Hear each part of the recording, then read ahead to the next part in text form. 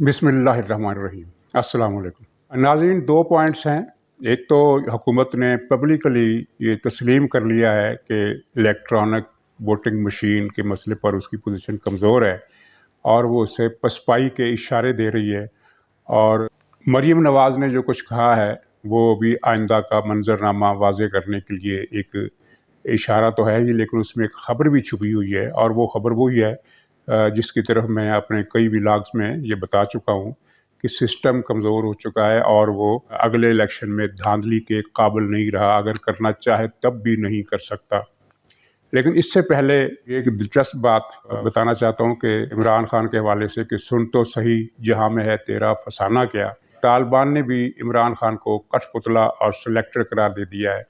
तालिबान का एक मशहूर कमांडर, सीनियर कमांडर जनरल मुबीन खान, उसने एक टीवी को इंटरव्यू दिया है, टीवी के प्रोग्राम में, और उसने ये कहा कि दुनिया तो इमरान खान को कठपुतला कहती है। उनके अल्फाज ये थे कि वो अवाम के वोटों से नहीं आया, मतलब सिलेक्टेड ही हुआ। तो इमरान खान सिलेक्टेड है और अवाम की राय से नहीं आया, वो कठपुतला है। लेकिन हम पाकिस्तान इस पर तबसरा इसलिए नहीं करते हैं कि हम पाकिस्तान के मामलात में मुदाखलत नहीं करना चाहते। पाकिस्तान भी हमारे मामलात में मुदाखलत न करे।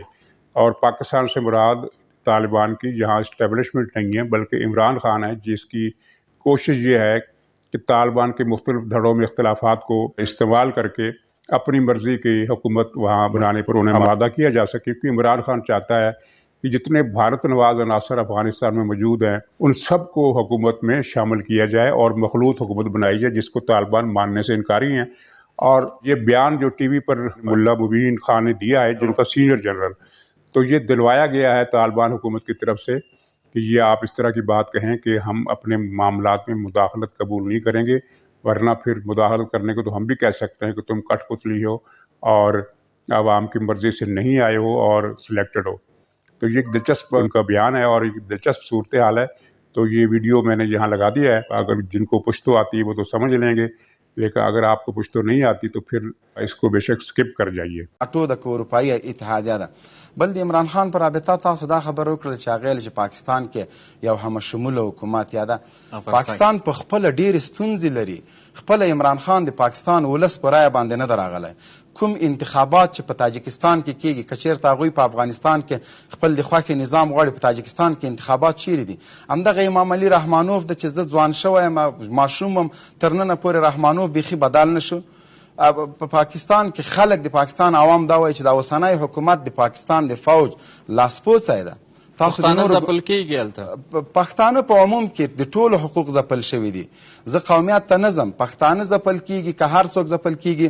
عموما د دغه اوسني نظام نه د پاکستان ټول ملتونه دا ناراضه دي. وجه یې څه ده چې دوی د فوج لاسپوڅی بولي. تر یو حده دا حقیقت هم ده. اوس زه من حیث افغان دا حق نه لرم چې زه عمران خان ته لاسپوڅی وایم.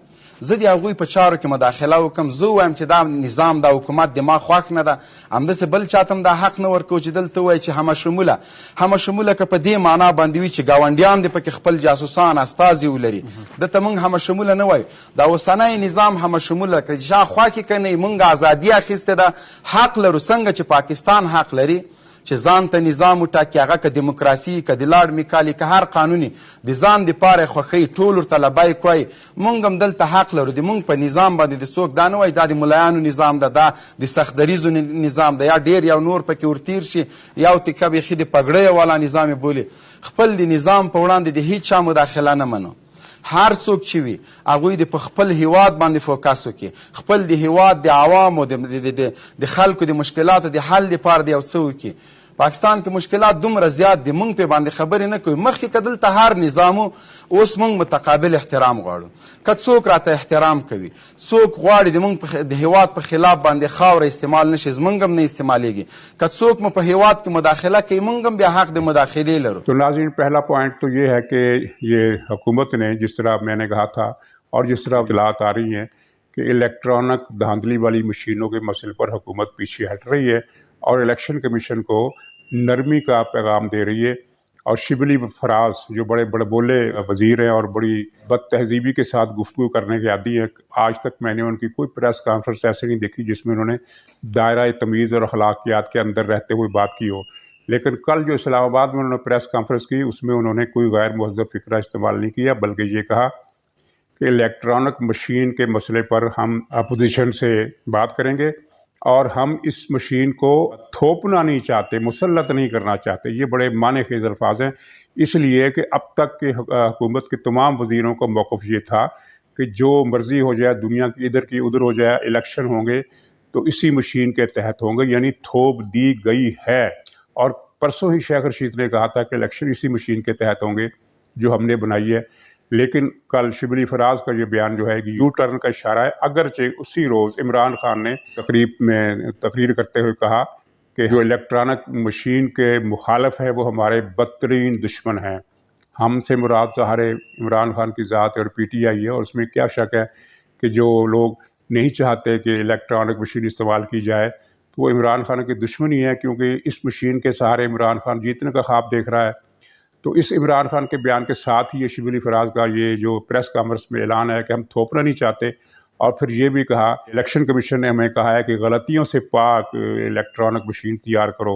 اس کا مطلب یہ ہے کہ وہ سارا منصوبہ ٹھپ، کیونکہ جس عمران خان کے قریبی دوست کو اور شاید کاروباری کو تعلق بھی ہے، اس کو یہ مشین ٹھیکے پر دی جا رہی ہے۔ سننے میں آیا کہ وہ دبئی کی پارٹی ہے، ان کی اپنی جو سارا ایک نیٹ ورک ہے اس طرح کے لوگوں کا، تو اس پارٹی کو یہ ٹھیکہ دیا جائے گا۔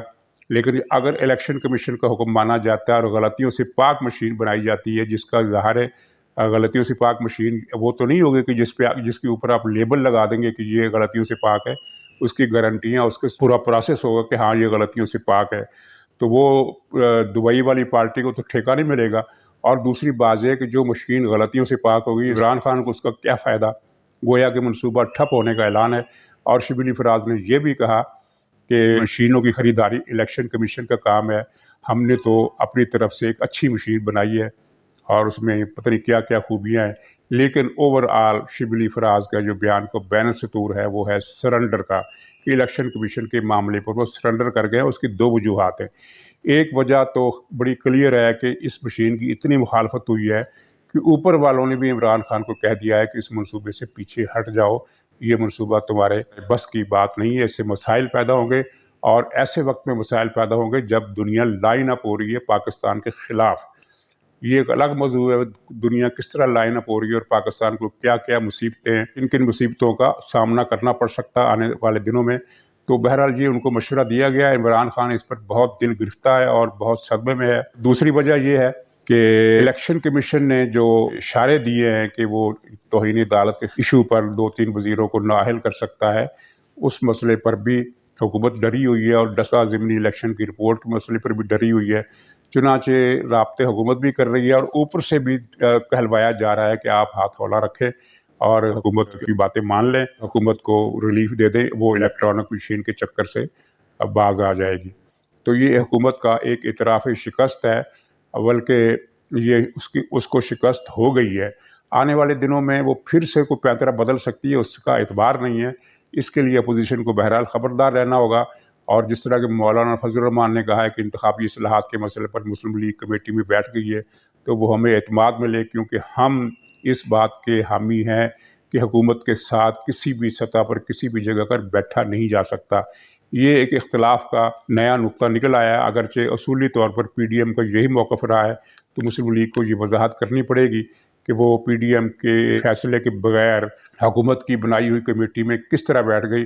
اگرچہ اس کمیٹی کا کوئی اجلاس ابھی طے نہیں ہو سکا، کوئی معاملہ طے نہیں ہوا، لیکن صرف اتنا ہوا ہے کہ پارلیمنٹ کا وہ مشترکہ اجلاس جس کا بڑا ڈھنڈورا پیٹا جا رہا تھا عمران خان کی طرف سے، وہ بیٹھ گیا ہے۔ وہاں بھی سرنڈر کر گئی حکومت کہ فی الحال پارلیمنٹ کا مشترکہ اجلاس نہیں بلایا جائے گا، بلکہ کمیٹی میں ڈیسائیڈ کیا جائے گا۔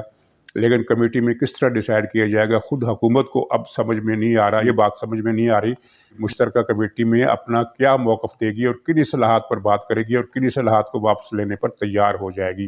یہ حکومت کی ایک بہت بڑی شکست ہے اوورآل، صرف مشین کے مسئلے پر نہیں بلکہ دیگر انتخابی اصلاحات کے مسئلے پر بھی۔ ناظرین، مریم نواز صاحبہ نے جو عدالت میں پیشی کے موقع پر جو بات چیت کی اخبار نویسوں کے ساتھ، اس میں ایک ضمنی طور پر خبر یہ ہے کہ عرفان قادر کو جو وکیل کرنے کا فیصلہ کیا گیا ہے اس کا تعلق اس بات سے ہے کہ انہوں نے جو اعلان کیا تھا کہ وہ کچھ نئے شواہد لانا چاہتی ہیں اور جس میں کچھ حضرات کی آڈیو ویڈیو ٹیپس شامل ہیں کہ کس طرح عدالتوں کو مجبور کیا گیا اور کیا کیا ایسے کام کیے گئے جن سے یہ پتہ چلتا ہے کہ یہ نواز شریف اور مریم کو جتنی سزائیں دلوائی گئی وہ پری پلانڈ تھی اور وہ حکم تھی۔ یہی سننے میں آیا ہے کہ یہ کیس جو ہے اس طرح کی درخواست ہے، اس سے عرفان قادری نمٹ سکتے ہیں جو ان معاملات میں بہت زیادہ باصلاحیت مانے جاتے ہیں۔ بہرحال اس موقع پر مریم نواز صاحبہ نے ایک تو بہت اہم بات کی کہ جو پچھلے سال ایکسٹینشن دی گئی 3 سال کی عمران خان کی طرف سے اور اپوزیشن کی مرضی سے، میں اس گناہ میں شامل نہیں تھی۔ یہ ایک طرف تو بہت بولڈ بات ہے کیونکہ ایکسٹینشن دینے کو انہوں نے گناہ سے تعبیر کیا ہے، لیکن ساتھ ہی یہ تنقید بھی ہے اپنے والد پر، اپنے چچا پر، مسلم لیگ نون پر کہ انہوں نے اس گناہ کا ارتکاب کیا، کیونکہ یہ سب کو پتہ ہے کہ یہ ایکسٹینشن ممکن نہیں تھی اگر مسلم لیگ نون اور پیپلز پارٹی اس میں عمران خان کا ساتھ نہ دیتی، اور دونوں پارٹیوں کی مجبوری یہ تھی ایکسٹینشن میں ساتھ دینے کی، کیونکہ دونوں کو الگ الگ پیغام ملا تھا کہ وہ مسلم لیگ کو یہ پیغام ملا تھا کہ پیپلز پارٹی تیار ہو گئی ہے، اور پیپلز پارٹی کو میسج ملا تھا کہ مسلم لیگ تیار ہو گئی ہے۔ چنانچہ دونوں پارٹیوں نے اپنی اپنی جگہ سوچا کہ اگر ہم پیچھے رہ گئے تو شکنجہ ہمارے گرد زیادہ کسا جائے گا، چنانچہ انہوں نے پھر اس طرح یہ گناہ صغیرہ یا کبیرہ کا جو ارتکاب کیا وہ اس گراؤنڈ پر کیا۔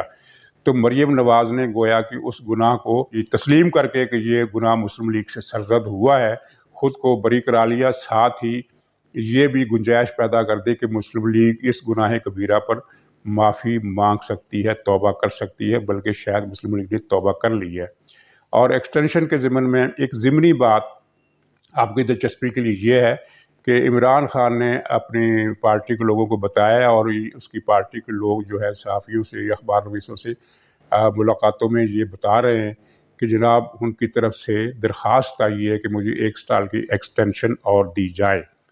یہ سچ ہے یا جھوٹ ہے، لیکن یہ تاثر ان کی طرف سے پھیلایا جا رہا ہے، جبکہ دوسرے ذرائع کا کہنا ہے کہ درخواست ان کی طرف سے نہیں آئی بلکہ عمران خان کی طرف سے آفر ہوئی ہے، پیشکش ہوئی ہے کہ اگر آپ مجھے اگلا الیکشن بھی جتوا دیں اور الیکشن کمیشن سے یہ فارم فنڈنگ کیس کا فیصلہ بھی رکوا دیں تو میں آپ کو 1 سال کی ایکسٹینشن دینے کے لیے تیار ہوں۔ یہ 2 متضاد اطلاعات ہیں، ان میں حقیقت کا مجھے علم نہیں ہے، اور لیکن میں یہ کہہ سکتا ہوں کہ جو بھی ہو عمران خان پھر چال چل رہا ہے، اور وہ صرف ایک طرف نہیں بلکہ دوسری طرف بھی اس نے ایک لارا دیا ہوا ہے، یہ لالچ دیا ہوا ہے کہ میں آپ کو نیا چیف بناؤں گا، آپ نے مجھے الیکشن جتوانا ہے۔ تو اس طرح کی باتیں ہیں۔ تو عرض یہ ہے کہ اس کا معاملہ بھی واضح کر دیا، کلیئر کر دیا مریم نواز صاحبہ نے کہ اب اسٹیبلشمنٹ بھی دھاندلی نہیں کرا سکتی، کیونکہ اس کے اندر سے اختلافی آوازیں اٹھ رہی ہیں، اور یہ کوئی راز نہیں ہے، انہوں نے کوئی راز نہیں کھولا ہے، انہوں نے صرف اس بات کی طرف نشاندہی کی ہے جس کا بہت سارے لوگوں کو علم ہے کہ اسٹیبلشمنٹ کے اندر سے بہت پریشانی کی فضا ہے کہ یہ ہم نے کیا کر دیا، اور اب آئندہ وہ فضا تو بن ہی نہیں سکتی جب اسٹیبلشمنٹ پوری طرح تقریباً متحد تھی کہ نواز شریف کو روکنا ہے، نواز شریف کو حکومت سے نکالنا ہے، اور نواز شریف کو الیکشن نہیں جیتنے دینا ہے۔ اس ایڈونچر میں جو کچھ کیا گیا وہ بتانے کی ضرورت نہیں، بہت لمبی چوڑی مشق کی گئی جس میں قومی خزانے سے بہت زیادہ پیسہ خرچ ہوا، اور پاکستان کو اس بحران میں بہت زیادہ معاشی تباہی کا سامنا کرنا پڑا۔ اسی کے اندر سے پھر دوسرے بحران نکلے جو اب پاکستان کو اپنی لپیٹ میں لے چکے ہیں، اور اس بحران کی حالت یہ ہے کہ کل عمران خان نے ایک اجلاس بلایا کہ میں مہنگائی کو کنٹرول کروں گا۔ اس اجلاس کی آنے کی خبر شائع ہوتے ہی، ٹی وی سے نشر ہوتے ہی گھی 11 سے 15 روپے کلو مہنگا کر دیا گیا، اور جب اجلاس ختم ہوا تو کچھ کاسمیٹکس کی مصنوعات، خاص طور پر نہانے کا صابن جو بنیادی اشیاء ضرورت میں ہے، وہ بھی 10 روپے فی ٹکیا کے حساب سے مہنگا کر دیا گیا۔ تو یہ اس بحران کی تباہ کن نشانیاں ہیں، جو تباہ کن علامتیں ہیں، تباہ کن نتیجے ہیں جو اسٹیبلشمنٹ کے ایڈونچر کے نتیجے میں پیدا ہوا۔ اب اسٹیبلشمنٹ اتنا بڑا ایڈونچر نہ تو کرنا چاہتی ہے، نہ کرنے کی پوزیشن میں ہے، اور یہی صورتحال ہے جس کی طرف مریم نے اشارہ کیا ہے۔ اب آگے کیا ہوگا، مناظر کس طرح سامنے آئیں گے، واقعات کی ترتیب کیا ہوگی، بہت کچھ صیغہ راز میں ہے، پردہ غیب میں ہے، اور اللہ تعالیٰ سے دعا ہے کہ یہ معاملات کھلیں تو پاکستان کی بہتری کے لیے کھلیں، وگرنہ جو صورتحال ہمیں نظر آ رہی ہے اس وقت بین الاقوامی اور پاکستان کے اندر کی بھی، کہ ٹی ٹی پی کے حملے بڑھ گئے ہیں اور انہیں روکنے کی پوزیشن میں نہیں ہے ریاست، تو معیشت کی تباہی ہے، ڈالر کی قیمت بڑھ رہی ہے اور قرضے بڑھ رہے ہیں، باہر سے پابندیوں کی صدائیں ہیں، ملک میں انارکی کی فضا بنتی جا رہی ہے۔ آج جماعت اسلامی مظاہرے کر رہی ہے مہنگائی کے خلاف، اور جلد ہی دوسری جماعتیں بھی میدان میں آئیں گی مہنگائی کے خلاف، اور کسی دن اگر عوام کے اندر سے یہ چنگاری ہے جو سلگ رہی ہے آگ، یہ شعلہ بن گئی تو بہت کچھ بھسم ہو سکتا ہے۔ تو ناظرین، یہ بہت ہی گرم قسم کی صورتحال ہے جس سے خوف آتا ہے۔ تو خدا تعالیٰ سے بہتری کی دعا کے ساتھ میں اپنا پروگرام ختم کرتا ہوں۔ انشاءاللہ اگلے بلاگ میں بہت جلد ملاقات ہوگی۔ خدا حافظ۔